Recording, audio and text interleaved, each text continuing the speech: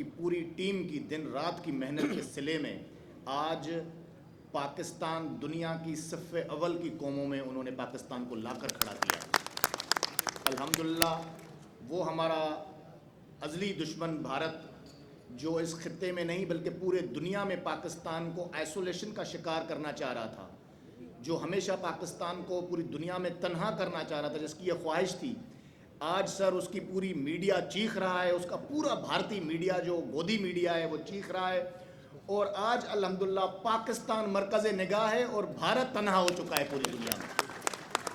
تو ہم اپنے وزیر اعظم محترم شہباز شریف صاحب کو, وزیر خارجہ محترم اسحاق ڈار صاحب کو کہ جنہوں نے ان کو شولڈر میں ہیئر فریکچر کے باوجود وہ چائنا گئے, ہم اپنے army chief of defence forces general حافظ عاصم منیر صاحب کو, ہم دن رات محنت کرنے والی شخصیت محترم جناب رانا مشہود صاحب کو, جناب عطا اللہ تارڑ صاحب کو اور ان کی پوری ٹیم کو,